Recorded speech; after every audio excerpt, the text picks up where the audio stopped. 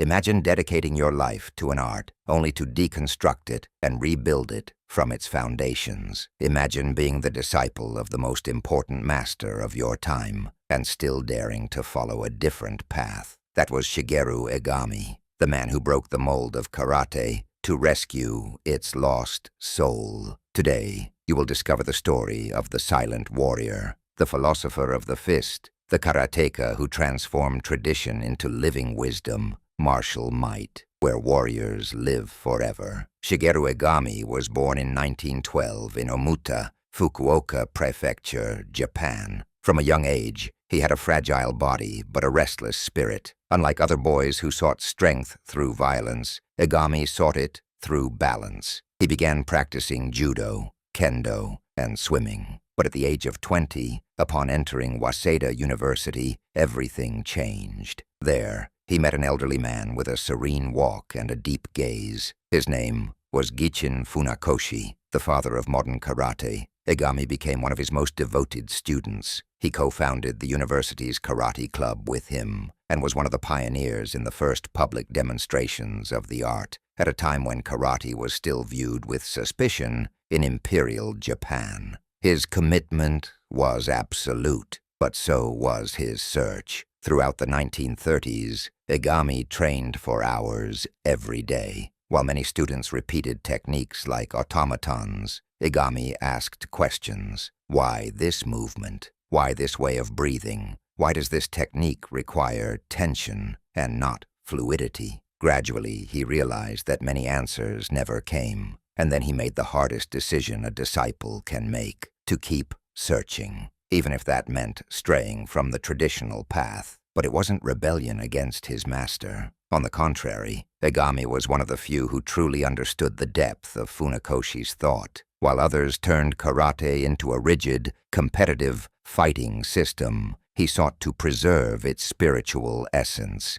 He didn't want to be a repeater of formulas. He wanted to touch the root, and to do that, he had to unlearn. For years, he perfected his technique under the Shotokai method, training with Gichin and his explosive son, Gichin Funakoshi. He learned speed, power, precision, but something inside him said that was only one part. How could an art based on harmony become so martial, so structured, so competitive? How could a spiritual path be taught like a military rule book? Then came the war. World War II ravaged Japan, and it deeply impacted Egami's life as well. He was diagnosed with tuberculosis. He was on the brink of death, but he survived, and it was in that fragility that he found his most powerful revelation. True karate is not in brute force. It's not in impact. It's in emptiness, in breathing, in stillness, in the absence of ego. From then on, Egami began a radical transformation of the art. The first thing he eliminated were hard blocks. He replaced them with soft redirections. Then he reduced muscular tension.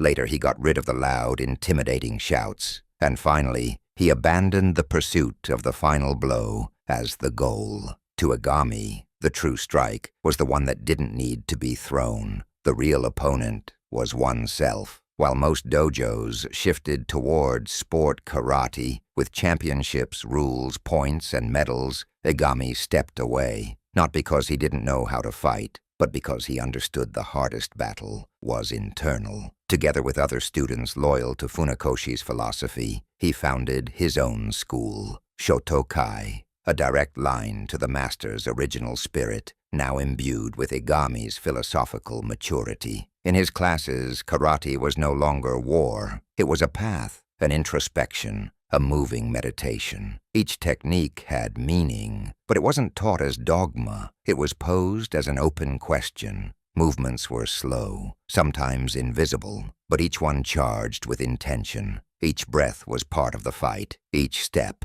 an inner decision. And yet, Egami was no dreamer disconnected from reality. He tested his vision of karate in practice. He faced opponents who were bigger, younger, stronger, and he beat them, not with power, but with sensitivity, with perception, with presence. It's said that once, a brash young man tried to impress him with a flurry of rapid punches. Egami didn't block. He simply sidestepped, rotated his body slightly, and the young man ended up off balance and exhausted, without Egami even touching him. That was his power. To disarm without destroying, to dominate without hurting, to guide without imposing. But his path wasn't easy. For years, he was ignored by the mainstream, called a heretic, accused of diluting karate. Many saw him as a traitor to Funakoshi's legacy, without realizing he was actually its most faithful guardian. In 1976, he published his masterwork, The Way of Karate Beyond Technique, a book that was not a combat manual, but a spiritual logbook. There he documented his evolution, his doubts, his insights. He showed how he had moved from fist to spirit, from combat to harmony, from technique to emptiness. Many weren't ready for that message.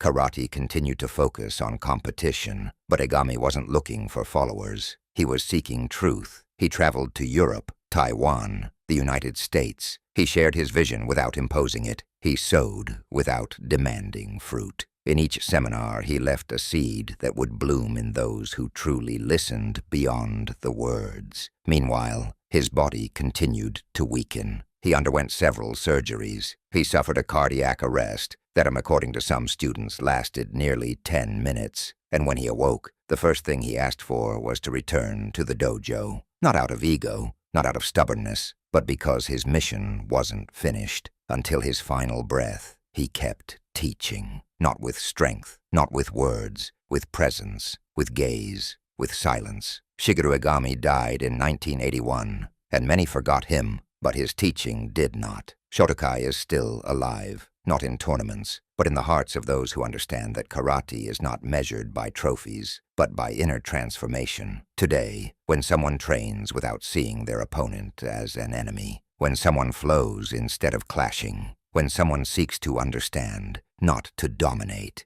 Shigeru Egami is there. Because Egami was not a revolutionary who destroys. He was a reformer who purifies. He didn't break karate. He cleansed it. He removed the noise and let the essence shine through. The karate he taught didn't shout. It didn't pose. It didn't seek to impress. It was subtle. It was real. It was deep. And for that reason, it is eternal. The story of Shigeru Egami is not the story of a strong man. It is the story of a brave one who dared to doubt, who chose a lonely path, who accepted sickness, loss, and rejection to find a truth that many don't even dare to seek. And today, if you've ever felt that karate is more than technique, if you've ever sensed something sacred in moving with awareness, if you've ever understood that true victory is not having to fight, then Egami walks with you, not for your techniques, but for your vision, because beyond the fist, there is the heart, and that was his strongest strike. Don't miss the next video. Click now.